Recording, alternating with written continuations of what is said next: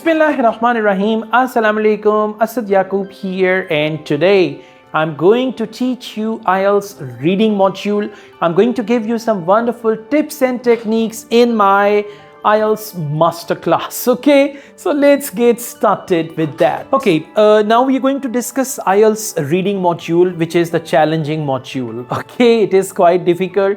Sometimes it goes beyond my limit also, but then I'm a Tarzan. Okay, no, just kidding. But I try to understand and solve the tests. The good thing is that I have solved all Cambridge IELTS books. So I know about reading, and it can be sometimes wild and ferocious, means difficult. And sometimes it's easy. But if you are academic IELTS candidate, keep in mind academic IELTS reading will be difficult. Now, the second thing is your band score, your target band. Now, for example, if you are academic IELTS candidate and your target band is 6, 6 means you need 23 correct answers. So you don't have to solve everything. You don't need to get 40 answers. But if you are academic and you need 7 band, then for 7 band, you need 30 correct answers. Okay. So today we are going to discuss true, false, not given, which is a confusing question type for some students. And then we will talk about some easy question types as well. True, false, not given appears in general training reading part 1. There are around 10 to 12 questions. And in academic reading parts 1, 2, and there is another cousin of true, false, not given, that is yes, no, not given. So these questions in academic reading, they are around 10 plus questions. Out of 40, 10 plus questions are true, false, or yes, no, not given, right? Now, how to deal with that? The first thing is, whenever you read the question statement, you need to find two things from the question statement. The first is clue word. Clue word will take you to the passage where there is the answer. After clue word, the second thing that you need to see that what is the statement. If they say most of the people in Canada live in the rural area, for example, now you have to go back and see rural area Canada. Where is Canada? And rural area, and over there you got to see if most people, now most people will decide the answer. If most people live in the rural area, answer is true. If few people live in rural areas and most live in urban areas, answer is false. And if they don't tell you whether most people live in rural areas or urban areas, there isn't anything. They say people live in Canada and they live in rural and urban areas. That's it. They live in rural and urban areas, but they don't mention that most live in rural or urban, then the answer is not given. It sounds very simple. So, but every question statement has got a word or a phrase which will decide whether the answer is going to be true, false, or not given. And you have to match that word or phrase with the passage, and then you will find. So, bottom line, two things. One is clue word. Clue word will take you to the passage, and by the way, for true, false, not given, questions and answers are in order. Okay, once you found one answer, read on, you will find the next answer. And I've seen at times there are just 5 questions and all answers were in one paragraph. And that was the last paragraph of the passage. All 5 answers in one paragraph. So it can be like this, or otherwise one answer in one paragraph, second answer in second paragraph, third answer in third paragraph, fourth answer in last paragraph. That is also possible. Okay, so scanning, quick scanning, commando action. Where is Canada? Rural, Canada, rural, Canada, rural, Canada, village. Okay, yeah, here it is. Right, like this you can scan. And once you have found one answer, first answer may take more time, the first answer. But once you found one answer, now you know you have to read next. You have to read next and it's going to be all right. Okay. Now, after this, the next thing is you sit actively. Okay. Now, the next thing is easy questions. Easy questions are sentence completion. Okay. What happens in sentence completion?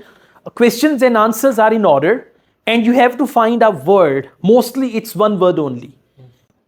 Sometimes it's no more than 2 words, and very rarely it's going to be no more than 3 words and or a number, but mainly it is one word only.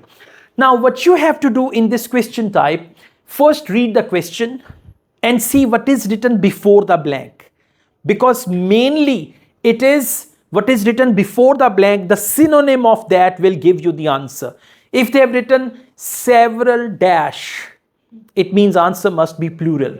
If they have written dash are also involved, it means answer should be plural. So singular, plural, and whatever is written before the blank. Now after that, usually when they give you sentence completion question type, there is that title. So you read the first question and you see where is that information. And if it is questions 1, 2, 3, 4, 5, 6, in that case what will happen, you need to check the first paragraph.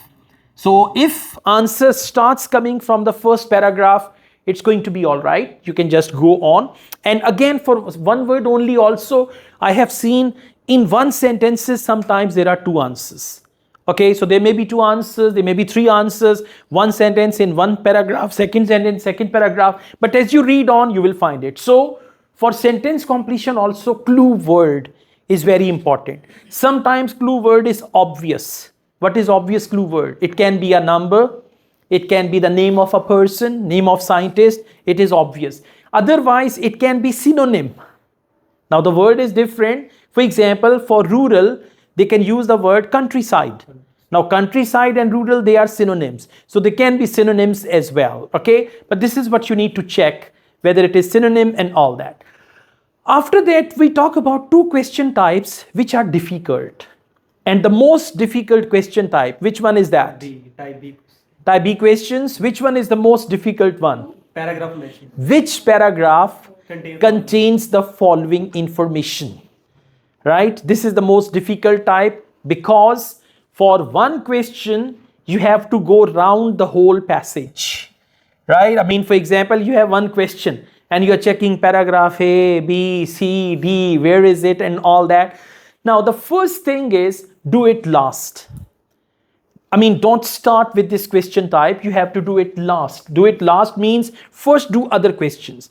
And by the way, you need to make your own arrangement. What is your own arrangement? When you see passage and take a look at all 13 questions. And then you see, okay, the first set of questions is which paragraph contains the following information. Second is true, false, not given. Third is sentence completion. So I start with sentence completion, then I will do true, false, not given. And at the end, when I'm familiar with the passage, I know the passage well, then I will do which paragraph contains the following information. So you need to follow your own pattern. Do not follow from 1 to 13. If the last questions are easier for you, start from there. Now, for which paragraph contains the following information, I advise you, if you have this set of questions, read the questions first and underline 1 or 2 words from the questions so that you know these are the questions that you have to answer. And it is also possible that you are answering some other question and suddenly you find the answer to that. And I have also observed one thing. When you do this question type last, what happens? When you come to it and you read the question, say, I read about it somewhere. I know it is somewhere, and you can easily do that. Okay. Now, second type B question is list of headings. In list of headings, or we also call it paragraph headings. Yes, one more thing I would like to tell you. In computer delivered IELTS, whenever they have questions with options, for example, in listening part 3, we have questions with options. For example, parts of the presentation, and you have to match them with options. They use an option which is called drag and drop. What do we call it? Drag and drop. You drag it with the mouse and drop it right in front of that. So there you don't have to type it, because if you type it and see it there, it may take time. So there is drag and drop. For list of headings also, drag and drop. For which paragraph contains the following information, there is that drag and drop. And for every question type in listening and reading, I advise you to read the instructions. What are the instructions? Complete the following sentences, use no more than 2 words, no more than 1 word. And there they mention drag and drop. Drag your answer and drop it there. So if drag and drop is mentioned, just like you play a game and you're dragging some letters and numbers and placing them there, you have to do that. Okay. Now, coming back to list of headings, always start with the short paragraphs. And I advise you, with list of headings, they give you 2 to 3 types of questions. List of headings, sometimes there are 6 questions, sometimes 9 questions. Okay. So if there are 6 questions, there will be 8 headings. If 9 questions, there will be 11 headings. There are always 2 to 3 extra headings to confuse you. And those extra headings are designed so beautifully that you say, I can put it everywhere. That is correct. So you need to avoid certain headings. And these headings are just like general, not very specific. Now, what to do with list of headings? First, select the shortest paragraph. Usually the shortest paragraph is in the middle somewhere, maybe the first or the last paragraph is the shortest one. You can see the shortest paragraph. Sometimes paragraph they call it section. For example, section A has 2 paragraphs. Section B has 2 paragraphs. Section C only 1 paragraph. So start with only 1 paragraph. Now, what do you have to look for in list of headings? In list of headings, you have to see what is the gist of this paragraph, or what is the bottom line of this paragraph. So for that, first read and interpret the headings. If in the headings they say 3 ways of learning, if in the headings they have mentioned purpose of her research. Now when they say 3 ways of learning, you see a paragraph where they have mentioned first of all, secondly, and finally. These are 3 ways of learning. I've noticed it. Okay, they make headings like this. If in the heading they say purpose of research, so usually they start with the purpose or they end with the purpose. Okay, so start with the short paragraph. Now, for list of headings, you need skimming. One reading style, we call it skimming. When you skim, you do not read everything. You read first couple of lines, middle lines, and as you read, you need to see, are they talking about main thing here? Sometimes they talk about the main thing at the end. They conclude the paragraph with the main idea. Sometimes, yes, they start with the main idea with the first line. So when we do list of headings, some questions are so simple and easy. You read the first line, you find the answer. Sometimes you read first 2 lines, then you find the answer. And otherwise you read the last line, then you find the answer. So skim reading, right? And read the headings first, interpret the headings, okay? And then accordingly. And if there is a paragraph and you are confused about it, leave it. Then you can come towards the end and you can do that again. So this is what we call list of headings. With list of headings, you may get sentence completion, you may get true, false, not given. So it's better to do true, false, not given, sentence completion first, because list of heading is going to take more time. 1 question, 1 paragraph. And true, false, not given, 4 or 5 questions and 1 or 2 paragraphs. Okay, so some question types, they need little reading. Some question types, they need more reading. For example, sentence completion, little reading. There is 1 sentence in the passage, 1 sentence in the question, you have to read and find the answer. Multiple choice questions, more reading. Why? 1 question statement, 3 option statements, then you have to read 2 to 3 sentences in the passage. So you can just decide accordingly that which question type should I do first, which last. And do not feel any sort of panic during your test, frustration. Like a student said, part 1 was difficult. Then I decided to come to part 2.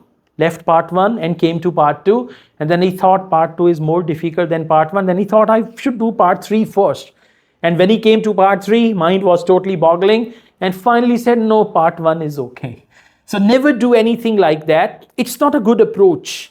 Like if you say, I will start with the 3rd part first, then 2nd part, then 1st part. It's not a very good approach because part 1 is easiest one. All 3 parts के जो questions हैं और उनके list of matching heading है उनको सबसे last पे छोड़ दें सारे तीनों part. That's what I'm saying. Don't do anything like that because sometimes you will not have time. And once you read the passage, you make up your mind.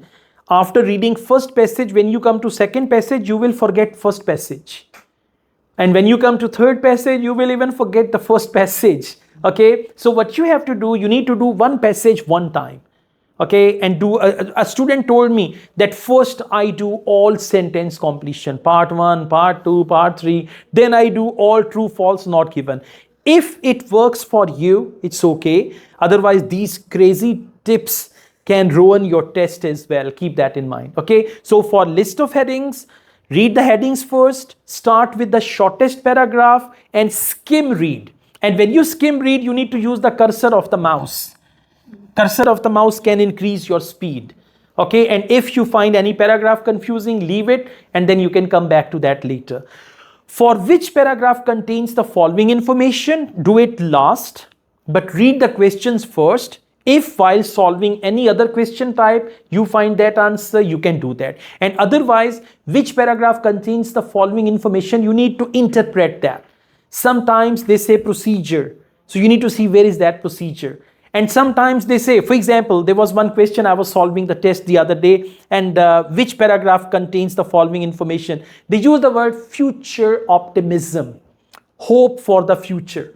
I have noticed one thing in several tests, whenever they say future optimism, hope for the future, that comes in the last paragraph. Always comes in the last paragraph, because in the last paragraph, they actually predict. So in prediction, they give that future optimism and all that stuff, right? So like this, if you're going to do reading systematically, and inshallah, we will solve one full reading test on Friday in our online class. So there I will teach you each and everything, okay? So it's going to be easier. But for now, keep in mind, reading is a really pain in the neck in IELTS. Reading is the module. Speaking is fine. Listening is okay. It's fun, right? And writing is somehow okay. By the way, tomorrow we are going to discuss writing as well, okay? But reading is something that can cheat you. Sarfaraz dhoka dega. There's that Indian movie. Which movie is that? PK, Sarfaraz dhoka dega, right? So reading can cheat you. I have seen students who got 6.5, 7 in other 3 modules and reading 5 band. And that IELTS certificate is useless then, okay? So be careful with that stuff. And all you need to do, you need to practice reading, and reading should be the top priority, okay? But what do the students do? If they are bad in some module, they leave it. They don't like it, okay? So don't develop any hate for reading. I had a student who said, sir, I don't like maps in listening part 2. I hate maps. Will they come? I said, well, it depends. Sometimes maps come, sometimes they don't come. And when she had her test, maps were there, okay? So this happens, whatever you avoid, it comes in your life. Like a very fine friend of mine, he never liked his cousin. He said, I will never marry my cousin, whatever happens. Finally, he got married with his cousin. And now they are living happily. Okay, so whatever you avoid in life, it comes. So don't avoid reading. Okay, don't avoid cousin. No, don't avoid reading. Because if you avoid reading, it will become more difficult. And once you are on the track, once you understand this is reading and how it's going to work, then everything will be fine. Once you are on the right track and you start, and IELTS is such a beautiful thing. As you start listening practice, you will improve your listening. You start speaking practice, you will improve your speaking. You start reading practice, you're going to improve your reading. Okay, good. All the best with your IELTS reading. That's all, guys. If you have issues with IELTS reading, so we have prepared a digital book for IELTS reading. In the digital book, there are Cambridge IELTS 11 to 20 all solved tests in video format, and there are unsolved tests in computer delivered IELTS practice test format. So if you want to practice, you can practice there, and you can watch the videos as well. These are private lessons. All the best. Asad Yaqub wishes you best of luck with your IELTS reading preparation. Take care. Bye bye. Allah Hafiz and cheers.